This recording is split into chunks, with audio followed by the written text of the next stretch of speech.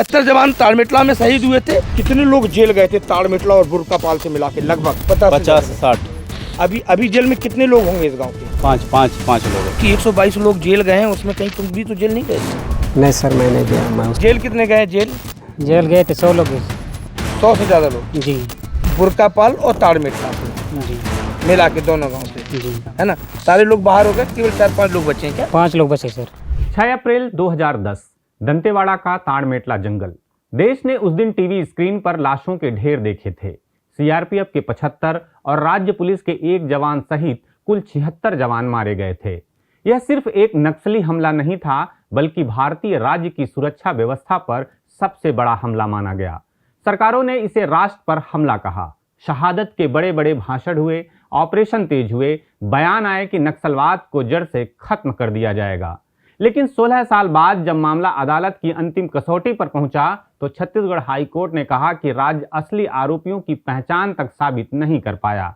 अदालत ने साफ शब्दों में कहा कि इतने बड़े नरसंहार के बावजूद अभियोजन एजेंसियां कोई कानूनी रूप से स्वीकार्य और विश्वसनीय साक्ष्य पेश नहीं कर सकीं।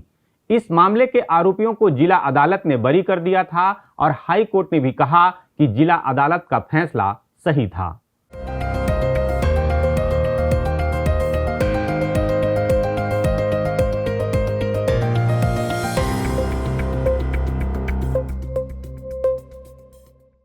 खबरों की खबर में आपका स्वागत है। मैं प्रफुल्ल ठाकुर हूं और आप देख रहे हैं सीजी खबर। 76 जवानों की शहादत से जुड़ा ताड़मेटला कांड पर हाई कोर्ट का ताजा फैसला सिर्फ एक केस का फैसला नहीं है। यह भारतीय सुरक्षा तंत्र, जांच एजेंसियों, राजनीति और न्याय व्यवस्था सबके लिए एक आईना है। सवाल यह नहीं है कि आरोपी बरी क्यों हुए, असली सवाल यह है कि 76 जवानों की शहादत के बाद भी राज्य अदालत में इतना कमजोर क्यों पड़ गया।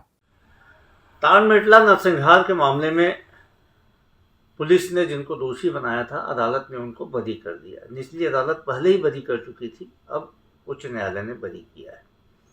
दरअसल भारतीय जनता पार्टी की सरकार रहने के दौरान जब भी इस प्रकार की गंभीर घटनाएं हुई हैं, जो असली दोषी थे उनके खिलाफ कार्रवाई नहीं की गई और गरीब आदिवासियों को आरोपी बना के प्रस्तुत किया गया। उनके खिलाफ कोई साक्ष्य पुलिस प्रस्तुत नहीं कर पाई। कांग्रेस पार्टी इस बात को पहले से ही कह रही थी कि सरकार सिर्फ आदिवासियों को जानबूझ के गरीबों को प्रताड़ित करने का काम कर रही थी। जो असली दोषी से, चाहे ताड़मेटला का मामला हो चाहे जीरम का मामला हो, असली दोषी, असली गुनाहगार अभी भी सलाखों के बाहर हैं और सरकार सिर्फ और सिर्फ खानापूर्ति की कार्रवाई करती रही। ताड़मेटला में तो हमारे 76 जवान शहीद हुए थे, 75 सीआरपीएफ के और 1 जिला पुलिस बल का, और हम उनको भी न्याय नहीं दिला पाए। तो ये भारतीय जनता पार्टी की तत्कालीन सरकार की अकर्मण्यता थी। भारत सरकार और छत्तीसगढ़ की सरकारें पिछले 2 दशकों से दावा करती रही हैं कि नक्सलवाद के खिलाफ निर्णायक लड़ाई लड़ी जा रही है। हजारों करोड़ खर्च हुए, अर्धसैनिक बलों की तैनाती बढ़ी, आधुनिक हथियार आए, ड्रोन और तकनीक का इस्तेमाल हुआ। लेकिन ताड़मेटला केस बताता है कि बंदूक से लड़ाई जीतने का दावा करना और अदालत में अपराध साबित करना 2 अलग चीजें हैं। हाई कोर्ट ने कहा कि कोई प्रत्यक्षदर्शी आरोपियों की पहचान नहीं कर पाया, कोई टेस्ट आइडेंटिफिकेशन परेड नहीं हुई, एफएसएल रिपोर्ट पेश नहीं की गई, हथियार आरोपियों के कब्जे से बरामद नहीं हुए, आर्म्स एक्ट के तहत जरूरी अभियोजन स्वीकृति तक रिकॉर्ड में नहीं थी। यह सिर्फ तकनीकी खामियां नहीं हैं, ये उस पूरी जांच प्रणाली की पोल खोलती हैं जो अक्सर प्रेस कॉन्फ्रेंस में बड़ी सफलता का दावा करती है। सवाल उठता है कि जब देश के सबसे बड़े नक्सली हमले की जांच का यह हाल है, तो छोटे मामलों में क्या होता होगा। हमारे साथ ये ग्रामीण है ताड़मेटला के। और एक और बात बता दूं कि 76 जवान ताड़मेटला में शहीद हुए थे। इस गांव से ये बता सकते हो कि कितने लोग जेल गए थे ताड़मेटला और बुर्कापाल से मिला के? लगभग 50 लोग। 50-60। अभी जेल में कितने लोग होंगे इस गांव के, पंचायत के? लगभग 5 लोग हैं। कि 122 लोग जेल गए हैं, उसमें कहीं तुम भी तो जेल नहीं गए थे? नहीं सर, मैं नहीं गया। मैं उस समय पढ़ता रहा स्कूल में। जी। अच्छा। जेल कितने गए? जेल गए थे 100 लोग। 100 से ज़्यादा लोग? जी। 100 से ज़्यादा लोग गए हैं जी। ये बुर्कापाल और ताड़मेटला से जी मिला के, दोनों गांव से, जी। है ना? सारे लोग बाहर हो गए, केवल 4-5 लोग बचे हैं क्या? 5 लोग बचे सर। 5 लोग जेल में हैं। जी। क्या चाहते हो उन लोगों की कैसे रिहाई हो? क्या चाहते हो? हम नौकरियाँ करने की चाहते हैं। ताड़मेटला हमला उस दौर में हुआ जब केंद्र और राज्य सरकारें नक्सलवाद के खिलाफ बेहद आक्रामक राजनीतिक लाइन ले रही थीं। हर हमले के बाद कड़ी कार्रवाई की बात होती थी, लेकिन अदालत में सरकार की पूरी कहानी ढह गई। हाई कोर्ट ने यहां तक कहा कि अभियोजन यह तक साबित नहीं कर पाया कि आरोपियों ने हमले की साजिश रची थी। यानी जिन लोगों को वर्षों तक इस हमले का आरोपी बताया गया, अदालत में उनके खिलाफ बुनियादी सबूत तक नहीं टिके। यहां सबसे बड़ा राजनीतिक सवाल पैदा होता है, क्या सरकारें कई बार जांच से ज्यादा कहानी गढ़ने में रुचि रखती हैं? क्योंकि नक्सल प्रभावित इलाकों में अक्सर गिरफ्तारी पहले होती है और साक्ष्य बाद में खोजे जाते हैं। कई मामलों में स्थानीय आदिवासियों को संदिग्ध बताकर गिरफ्तार कर लिया जाता है, लेकिन अदालत में केस टिक नहीं पाते।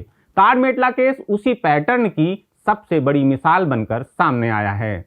हर साल शहीदों को श्रद्धांजलि दी जाती है, राजनेता पुष्पचक्र अर्पित करते हैं, लेकिन क्या कभी यह सवाल पूछा गया कि जिन जवानों की शहादत पर राजनीति होती है, उनके मामलों की जांच कितनी पेशेवर होती है? ताड़मेटला फैसले ने यह असहज सवाल सामने रख दिया है कि क्या शहादत सिर्फ राजनीतिक प्रतीक बनकर रह गई है? अगर 76 जवानों की मौत के बाद भी जांच एजेंसियां अदालत में विश्वसनीय साक्ष्य पेश नहीं कर सकी, तो यह सिर्फ कानूनी विफलता नहीं है, यह उन जवानों के साथ भी अन्याय है जिनकी मौत के बाद न्याय का वादा किया गया था। हाई कोर्ट ने अपने फैसले में बेहद कठोर टिप्पणी करते हुए कहा कि इतनी बड़ी त्रासदी के बावजूद राज्य वास्तविक अपराधियों तक नहीं पहुंच पाया। यह टिप्पणी सीधे सीधे पुलिस और जांच एजेंसियों की कार्यप्रणाली पर सवाल है। नक्सल प्रभावित इलाकों में अक्सर सुरक्षा बल ऑपरेशन मोड में काम करते हैं। वहां प्राथमिकता गिरफ्तारी, कॉम्बिंग और इनकाउंटर होती है, लेकिन अदालत में केस सिर्फ ऑपरेशन से नहीं चलते, वहां सबूत चाहिए, प्रक्रिया चाहिए, वैज्ञानिक जांच चाहिए। हाई कोर्ट ने अपने फैसले में बार बार फॉरेंसिक, तकनीकी साक्ष्य, चेन ऑफ कस्टडी और प्रक्रियागत पालन की बात कही। इसका मतलब साफ है, जांच एजेंसियां कानूनी कसौटी पर बेहद कमजोर साबित हुईं। भारत में आतंकवाद और नक्सलवाद से जुड़े मामलों में अक्सर यही समस्या दिखती है। जांच एजेंसियां मान लेती हैं कि संदेह ही पर्याप्त है, लेकिन अदालतें संदेह से परे प्रमाण मांगती हैं। ताड़मेटला केस इस टकराव का सबसे बड़ा उदाहरण है। यह मामला सिर्फ सुरक्षा बलों का नहीं, बल्कि बस्तर के आदिवासी समाज का भी है। नक्सल प्रभावित क्षेत्रों में रहने वाले हजारों आदिवासी वर्षों से दो पाटों के बीच फंसे हैं, एक तरफ नक्सली, दूसरी तरफ राज्य। ऐसे इलाकों में पुलिस जांच अक्सर स्थानीय लोगों के भरोसे के बिना चलती है। गवाह मुकर जाते हैं, लोग अदालत में बयान बदल देते हैं, कई बार डर होता है, कई बार अविश्वास। ताड़मेटला केस में भी अधिकांश गवाह मुकर गए। यह सिर्फ अभियोजन की विफलता नहीं, बल्कि राज्य और स्थानीय समाज के बीच गहरे अविश्वास का संकेत है। अगर राज्य अपने ही नागरिकों का भरोसा नहीं जीत पाता, तो वह न्यायिक प्रक्रिया को मजबूत कैसे करेगा? लोअर कोर्ट में भी कन्विक्शन नहीं हो पाया था विभिन्न कारणों से, और उस पर पुलिस विभाग की तरफ से, प्रशासन की तरफ से हाई कोर्ट में अपील की गई थी, उसमें भी कन्विक्शन नहीं हो पाया है। अभी न्यायालय का दरवाजा बाकी है। हाई कोर्ट ने इस फैसले में सिर्फ अपील खारिज नहीं की, उसने राज्य सरकार को भविष्य के लिए कड़े निर्देश भी दिए।